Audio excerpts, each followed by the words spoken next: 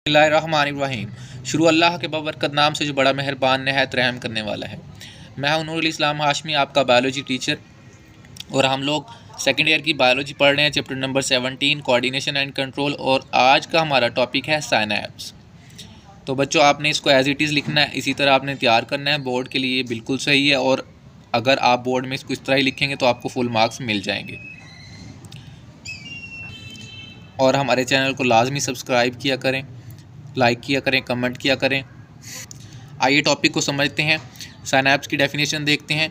Junction between of axon of one neuron and dendrites of another neuron. तो क्या होता है, ये बेसिकली ये जंक्शन होता है। किसके दरमियान जंक्शन होता है, किसके दरमियान? ये जो हमारे पास पॉइंट होता है, ये एक्सॉन, एक न्यूरॉन की एक्सॉन के दरमियान, और dendrite of an other neuron. तो ये एक्सॉन और डेंड्राइट के दरमियान होता है। दो हमारे पास बेसिकली क्या होंगी, न्यूरॉन्स होगी, उनके दरमियान के पॉइंट को हम बोलते हैं जंक्शन। यहाँ पे हम देख लेते हैं, दो न्यूरॉन्स हैं हमारे पास। एक ये न्यूरॉन है, ठीक है, ये मैंने सही डायग्राम नहीं बनाई है, लेकिन न्यूरॉन का मैंने टॉपिक बनाया हुआ है, तो वहाँ पे इसको क्लियर बनाया हुआ है। तो आपने ये सपोज कर लेना, एक न्यूरॉन है और ये दूसरी न्यूरॉन है, और ये जो हमारे पास लाइन आ रही है, इसको हम बोलते हैं, ये क्या है, एक्सॉन। तो ये जो हमारे पास पॉइंट्स हैं, ये एक्सॉन, और ये यहाँ पे आकर जहाँ पे नर्व पल्स मिलती है, ये क्या है, डेंड्राइट्स हैं। तो इन दोनों के दरमियान का जो जंक्शन है, उस दोनों के दरमियान के जंक्शन को हम क्या बोलते हैं, साइनैप्स। इसकी डायग्राम हम यहाँ पे इसको जूम करके देख लेते हैं माइक्रोस्कोप में। तो ये हमारे पास एक न्यूरॉन का कुछ इस तरह का स्ट्रक्चर है, एक्सॉन का, ठीक है जी। ये एक्सॉन का इस तरह से कुछ स्ट्रक्चर है, ठीक है। और ये दूसरा हमारे पास दूसरी न्यूरॉन का डेंड्राइट का स्ट्रक्चर है, ठीक है जी। ये मैंने बना दिया है।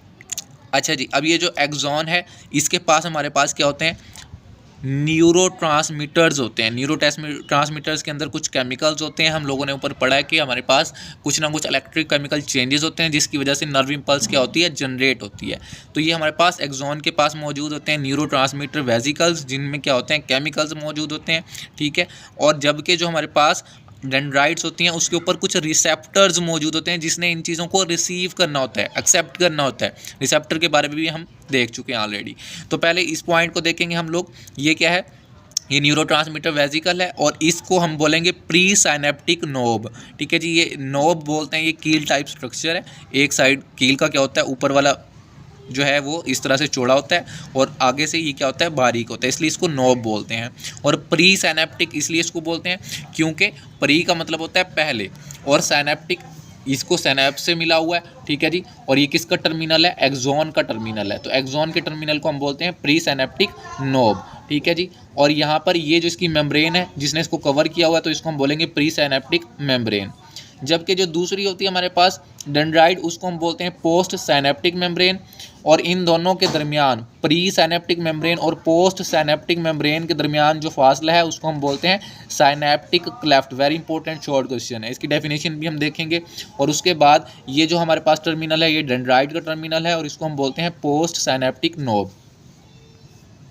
सबसे पहले हम डेफिनेशन देखेंगे साइनेप्टिक क्लेफ्ट की। ये क्या होता है, माइक्रोस्कोपिक गैप है, ठीक है जी। थोड़ा सा गैप है, बहुत कम गैप है, किसके दरमियान, between the presynaptic and postsynaptic membrane, ठीक है जी। ये गैप है हमारे पास, microscopic gap between the presynaptic and postsynaptic membrane. और ये कितना होता है, ये 0.2 नैनोमीटर होता है। बहुत इंपॉर्टेंट MCQs है, याद रखना है, ये MD कैट में भी आ जाता है।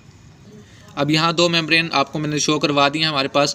एक हमारे पास कौन सी है, प्री साइनेप्टिक, और एक हमारे पास कौन सी है, पोस्ट साइनेप्टिक, ठीक है। अब इसके पास हमारे पास क्या थे, न्यूरोट्रांसमीटर्स थे, वो आ रहे हैं बाहर से, कोई भी जिसकी वजह से, स्टिमुलस की वजह से आ रहे हैं, वो यहाँ पे आके प्री साइनेप्टिक मेम्ब्रेन में क्या हो गए हैं, फ्यूज़ हो गए हैं, उसके साथ जुड़ गए हैं। जुड़ के यहाँ पे थोड़ा सा वो क्या हो गया, ब्रेक डाउन हो गया, और यहाँ से उसका जो केमिकल है, वो मटेरियल सारा नीचे आ गया है, प्री साइनेप्टिक मेम्ब्रेन।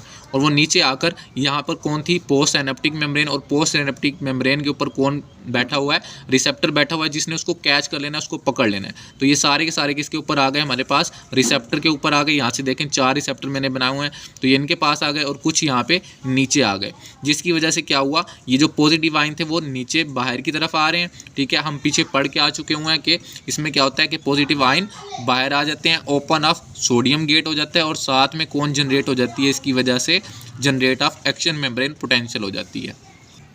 अब न्यूरोट्रांसमीटर का शॉर्ट आ जाता है, तो न्यूरोट्रांसमीटर का शॉर्ट भी आ जाता है और इसको लॉन्ग में भी आपने बताना है कि न्यूरोट्रांसमीटर्स हैं क्या। न्यूरोट्रांसमीटर्स बेसिकली केमिकल मैसेंजर होते हैं जो मैसेज को ट्रांसफ़र करते हैं, को किसके थ्रू करते हैं, केमिकल के थ्रू करते हैं, तो इसलिए हम इसको क्या बोलते हैं, दे आर केमिकल मैसेंजर्स।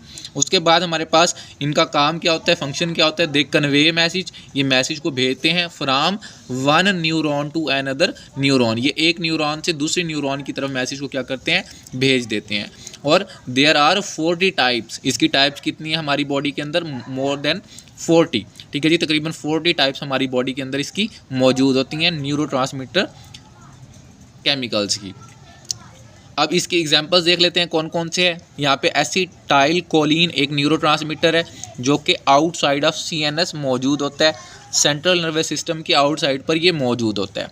उसके अलावा बाकी जितने भी हैं हमारे पास देखेंगे यहाँ पे वो प्रेजेंट ऑफ CNS होंगे, ठीक है जी। यहाँ पे दूसरी हमारे पास टाइप है सीरोटोनिन, और नेक्स्ट हमारे पास है एपिनेफ्रिन, इसी को हम बोलते हैं एड्रीनालिन, और नेक्स्ट चौथी हमारे पास है डोपामीन, और लास्ट में हमारे पास आ जाती है गाबा, और ये सारी होती हैं present in the CNS, central nervous system के अंदर मौजूद होती हैं ये।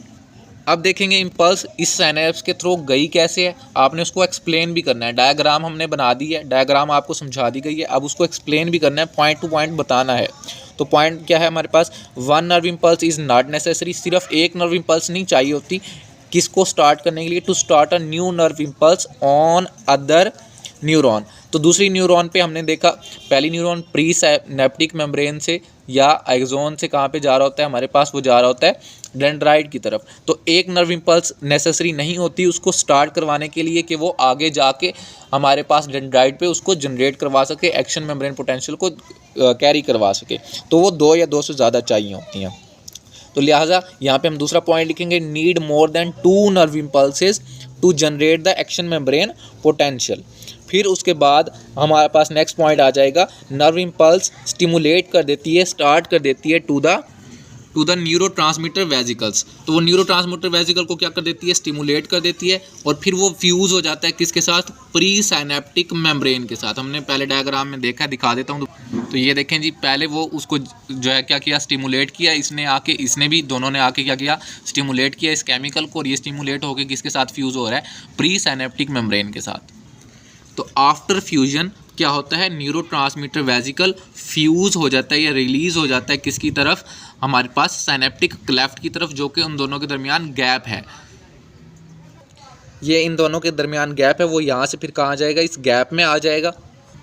साइनेप्टिक क्लेफ्ट में आने के बाद ये क्या होगा, और बाइंड हो जाएगा रिसेप्टर के साथ। ये आप यहाँ से देख सकते हैं, ये बाइंड हो गया किसके साथ, रिसेप्टर के साथ आके जुड़ गया है।